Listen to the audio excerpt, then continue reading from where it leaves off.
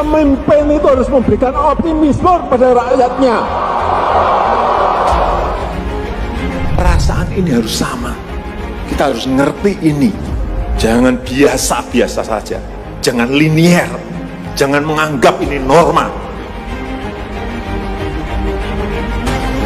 Lain yang senang impor ini yang bukan saya cari, udah ketemulah siapa yang senang impor, udah ngerti saya. Hati-hati, kamu hati-hati, saya ikuti kan.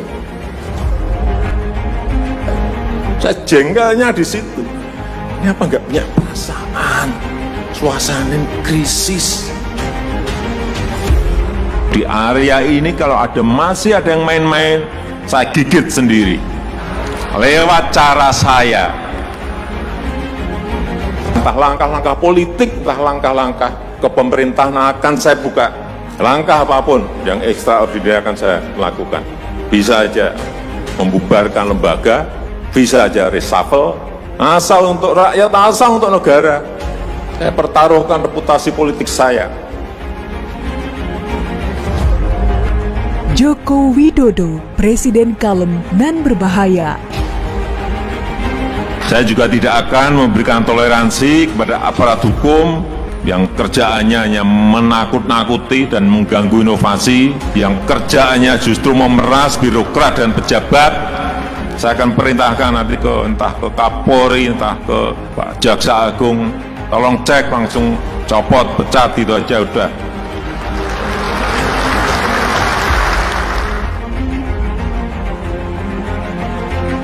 Ada sebuah pepatah berkata, marah yang paling berbahaya adalah marahnya orang pendiam. Pastinya kita tak jarang menemukan banyak contoh di sekitar kita atau menyadarinya dari banyak figur-figur terkenal. Salah satu contohnya ialah Presiden kita, Joko Widodo. Memang sih, Pak Jokowi bukan sosok yang benar-benar pendiam, karena di sisi lain, dirinya juga adalah orang yang cukup humoris. Namun, jika kita melihat pembawaannya yang cukup kalem, tenang, dan tak banyak omong, bisa dong ya Pak Presiden dikategorikan pendiam? Lalu apa hubungannya dengan pepatah tadi? Sangat besar hubungannya. Orang biasa yang marah saja kita segan, apalagi seorang Jokowi, orang nomor 1 di Republik ini.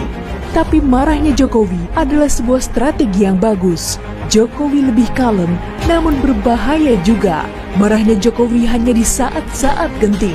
Inilah pertanda bagi siapapun yang menjadi objek kemarahan Jokowi agar berhati-hati. Posisinya di ambang bahaya. Sekali Jokowi marah, artinya kartu kuning sudah diberikan. Berikut kita ulas kembali momen-momen ketegasannya selama menjabat sebagai presiden yang sudah pasti memberikan efek yang besar bagi negara ini. Ancam reshuffle menteri yang biasa saja hadapi krisis akibat corona. Yang belum lama terjadi dan cukup menggemparkan ialah kemarahan Presiden Jokowi kepada para menterinya saat membuka sidang kabinet di Istana Kepresidenan pada Juni 2020 lalu. Perasaan ini tolong sama. Kita harus sama perasaannya. Kalau ada yang berbeda satu saja sudah berbahaya. Jokowi sudah bicara keras sejak awal menegur menteri yang tidak punya sense of crisis di masa pandemi corona. Jokowi juga mengutip data yang memprediksi pertumbuhan ekonomi bisa minus akibat pandemi COVID-19.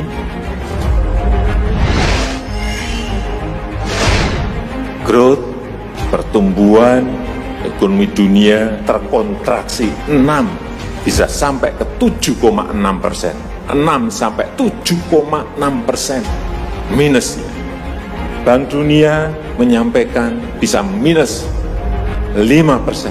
Perasaan ini harus sama. Tindakan-tindakan kita, keputusan-keputusan kita, kebijakan-kebijakan kita. Suasana adalah harus suasana krisis. Jangan kebijakan yang biasa-biasa saja. Menganggap ini sebuah kenormalan. Apa-apaan ini. Bahkan, ia mengancam akan membubarkan lembaga atau mencopot menteri yang kinerjanya dinilai biasa-biasa saja menghadapi pandemi corona. Tak hanya itu, Presiden Jokowi juga menyinggung sistem bekerja dari rumah atau work from home yang dilakukan selama ini justru tampak seperti cuti.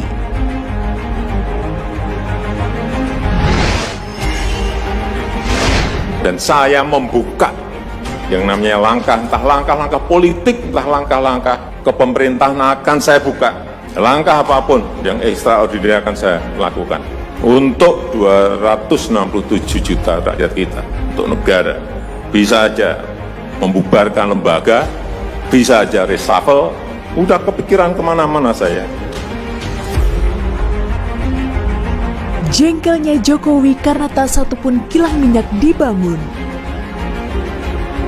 Pada akhir Desember 2019 lalu, Presiden Jokowi mengungkapkan kekesalannya karena instruksinya untuk membangun kilang minyak tak kunjung dijalankan. Padahal, instruksi tersebut sudah disampaikannya sejak tahun pertama dirinya menjabat.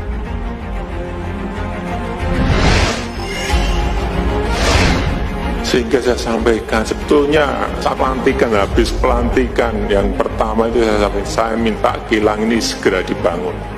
Tapi sampai detik ini, dari 5 yang ingin kita kerjakan, 1 pun gak ada yang berjalan.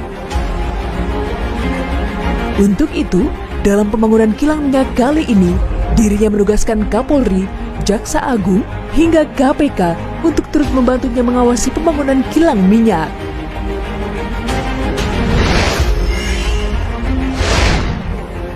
Saya sudah minta Kapolri ikut nungguin, Pak Jaksa Agung ikut nungguin, nanti saya minta KPK juga ikut nungguin, harus rampung.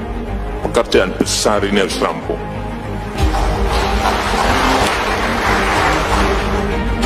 Pembangunan kilang minyak sendiri ditujukan agar Indonesia tak lagi impor migas. Karena melalui celah impor migas inilah yang dimanfaatkan para mafia. Tak heran jika mantan Gubernur DKI Jakarta ini kerap melantarkan kekesalannya pada mafia-mafia minyak dan gas. Dirinya mengaku tak akan ragu bertindak kepada siapapun yang menghalangi pemerintah menekan angka impor migas.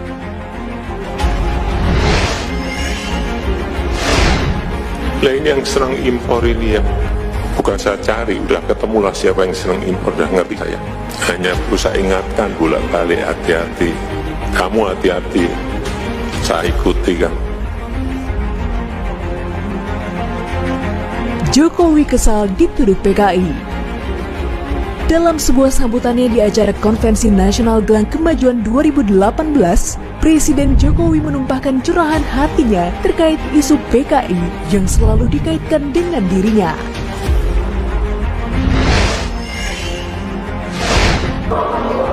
Ini isu-isu apa-apaan, nggak beradab seperti itu.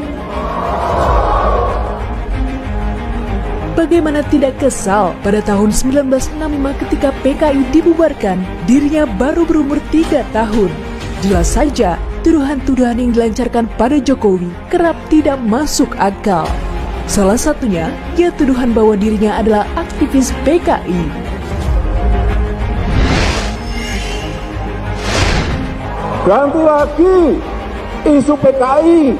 Saya jawab, tahun 65 PKI dibubarkan. Saya itu baru berumur 3 tahun, 4 tahun. Masa ada PKI balita?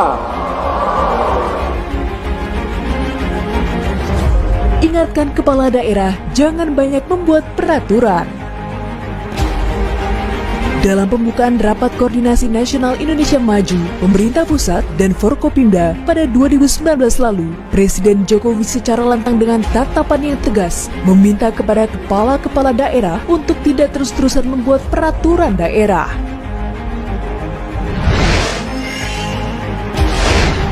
Ketua DPRD Provinsi, Kabupaten dan Kota, serta juga Gubernur, Bupati, dan Wali Kota. Jangan banyak-banyak membuat perda. Jangan banyak-banyak membuat pergub. Jangan banyak-banyak membuat perbuk, Bupati. Jangan banyak-banyak membuat perwali. Negara ini sudah kebanyakan peraturan. Dan negara kita ini bukan negara peraturan. Kita tahu bahwa Jokowi paling benci terhadap oknum-oknum yang membebani masyarakat, apalagi dengan banyaknya perda membuat para investor urung menanamkan modal di Indonesia. Padahal semua investor membutuhkan kecepatan dalam pengurusan usaha.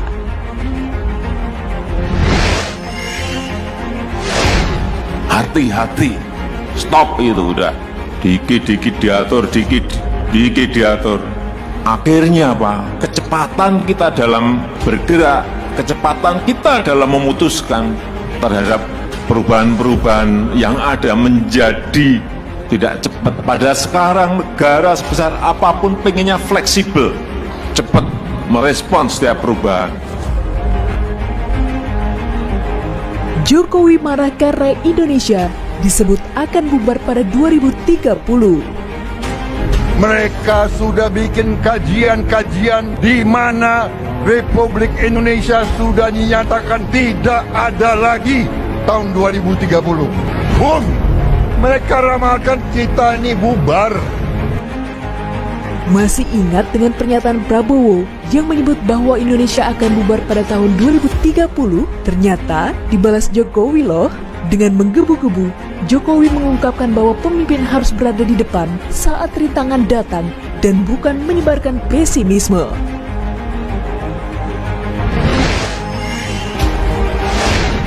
Jangan malah berbicara pesimis, 2030 bubar. Pemimpin itu harus memberikan optimisme kepada rakyatnya. Pemimpin itu harus memberi semangat kepada rakyatnya. Meskipun tantangannya berat, meskipun tantangannya tidak gampang. Pantas saja Jokowi marah, memimpin negara bukanlah hal yang mudah, apalagi negara sebesar Indonesia. Jokowi berkata, yang paling penting adalah pemimpin harus dapat memberikan aura optimisme kepada rakyatnya.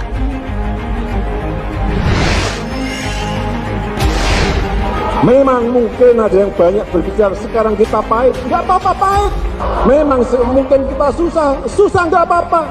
Tapi kita melihat bahwa ada titik yang sangat terang yang kita tuju. Nggak bisa kita bermanja-manja, nggak bisa kita bermalas-malasan dan menjadi negara kuat, nggak ada. Ketegasan dan kewibawaan, dua karakter ini dimiliki oleh Joko Widodo. Dua untayan karakter yang saling terkait dan menenun sebuah sosok bernama Joko Widodo. Ketegasan yang teduh, kewibawaan yang begitu dalam.